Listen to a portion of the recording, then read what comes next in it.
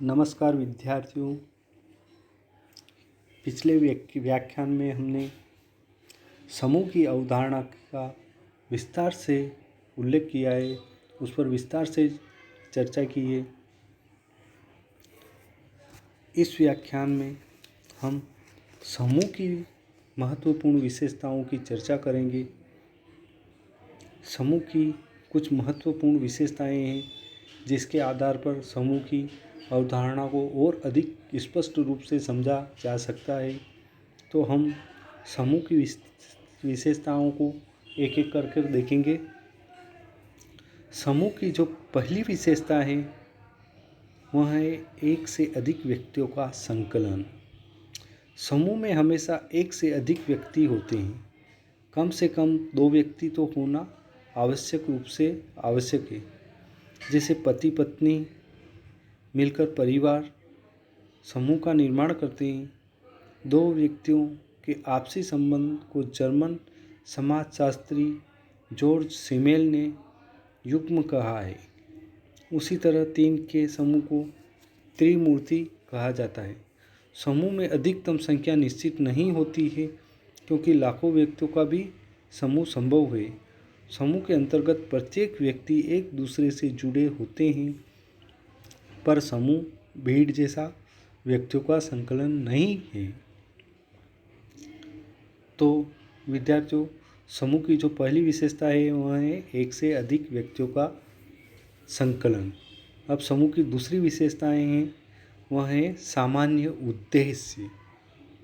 समूह के सभी सदस्य का एक निश्चित लक्ष्य होता है जिसके चलते सभी लोग एक साथ रहते हैं। सामान्य उद्देश्य के अभाव में समूह के सभी सदस्य एक साथ नहीं रह सकते हैं। समूह में हर व्यक्ति का अपना कुछ न कुछ स्वार्थ तो होता ही है, परंतु कुछ स्वार्थ वैसा होता है जो समूह के सभी व्यक्तियों को समान रूप से होता है। कभी कभी समान उद्देश्य के बावजूद समूह का निर्माण नहीं होता है। सभी हिंदुओं या मुसलमानों के बीच समान धार्मिक उद्देश्य हैं, पर वे सब मिलकर एक समूह का निर्माण नहीं कर सकते हैं। नंबर 3, समूह की जो तीसरी विशेषता है वह है विचारों एवं क्रियाओं का पारस्परिक आदान प्रदान। समूह के अंतर्गत हम विचारों, क्रियाओं आदि का आदान प्रदान करते हैं। सभी सदस्यों के बीच एक प्रकार की पारस्परिकताएं पाई जाती है। जब तक समूह के सभी सदस्यों के बीच सामाजिक अंतर्क्रिया नहीं होती, तब तक उस जन समूह को सामाजिक समूह नहीं कहा जा सकता है। यही कारण है कि किसी मेले या भीड़ को सामाजिक समूह नहीं कहा जाता। चूँकि कक्षा के अंतर्गत विद्यार्थियों के बीच विचारों एवं क्रियाओं का आदान प्रदान होता है, इसलिए कक्षा को सामाजिक समूह कहा जाता है। मैकइवर एवं पेज आर.के. मर्टन ने इसी तथ्य पर कुछ विशेष ही बल दिया है। व्यक्तियों के बीच अंतःक्रिया के लिए यह आवश्यक है कि सभी के बीच जीवन के मूल्य लगभग एक जैसे हों, जिसे लार्जफेल्ड एवं मर्टन ने वैल्यू ऑफ होमोफिली कहकर पुकारा है। इस भावना के अभाव में लोगों के बीच मित्रता का भाव उत्पन्न हो ही नहीं सकता। अतः हम कह सकते हैं कि समूह के सदस्यों के बीच मात्र सामान्य उद्देश्य ही नहीं बल्कि सामान्य जीवन मूल्य भी होना चाहिए। इसी प्रकार समूह की जो चौथी विशेषताएं हैं वह है सापेक्षिक स्थायित्व।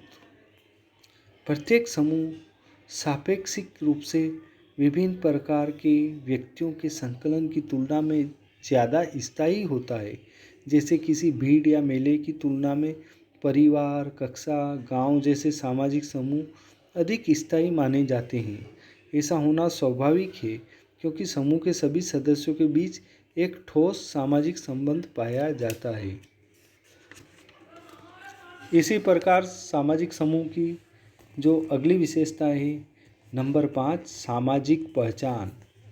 समूह के सभी सदस्य अपने आप को समूह से एक अलग किस्म की पहचान रखते हैं। जो लोग समूह के सदस्य नहीं हैं वे भी लोगों को इस रूप में जानते हैं कि अमुक व्यक्ति किस समूह का सदस्य है। यह जरूरी नहीं है कि किसी समूह के सभी सदस्य एक दूसरे को भली भांति पहचानते ही हैं। बड़े बड़े सामाजिक समूह में तो सभी सदस्यों के लिए एक दूसरे को पहचानना कठिन भी है, जैसे अखिल भारतीय विश्वविद्यालय शिक्षक संघ। महत्वपूर्ण यह है कि समूह या बाहर के लोग किसी व्यक्ति को किसी समूह के सदस्य के रूप में जानते या स्वीकार करते हों। इसी प्रकार समूह की अगली विशेषता है नंबर 6, व्यवहार का एक निश्चित नियम।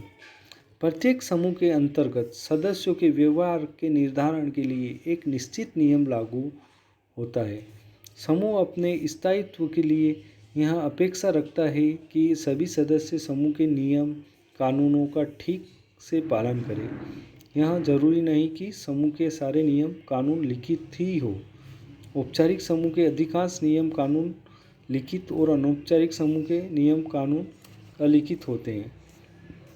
नियम कानून के अभाव में किसी समूह का संगठित रहना लगभग असंभव है।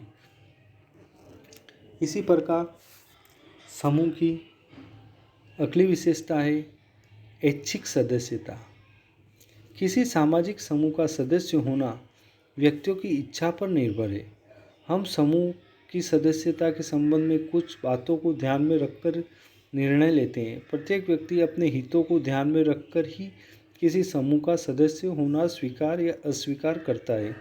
व्यक्ति जब चाहे अपनी इच्छा के अनुसार किसी समूह की सदस्यता को त्याग सकता है, पर कुछ प्राथमिक समूह ऐसे होते हैं जैसे परिवार एवं सगे संबंधी, जिनकी सदस्यता न तो हम आसानी से प्राप्त कर सकते हैं और न ही उसे आसानी से छोड़ सकते हैं। इसी प्रकार समूह की नेक्स्ट विशेषता है नंबर 8, एक सामाजिक संरचना। हर एक समूह की एक अपनी अलग पहचान होती है। प्रत्येक समूह के अंतर्गत उसके सदस्यों के लिए विभिन्न प्रकार के नियम कानून होते हैं। प्रत्येक सदस्य का समूह की संरचना में कहीं न कहीं एक स्थान होता है, अर्थात समूह के अंतर्गत एक प्रकार का स्तरण होता है। किसी भी समूह के सभी सदस्य समान स्तरों पर खड़े नहीं हो सकते। समूह में सापेक्षिक स्थायित्व होने का एक मुख्य कारण यह भी है कि भीड़ एक सामाजिक समूह नहीं, क्योंकि वह अस्थायी संरचना विहीन संकलन है। धन्यवाद साथियों, हमने समूह की विशेषताओं को देखा है। इसके आधार पर हम समूह की अवधारणा को और स्पष्ट रूप से समझ सकते हैं।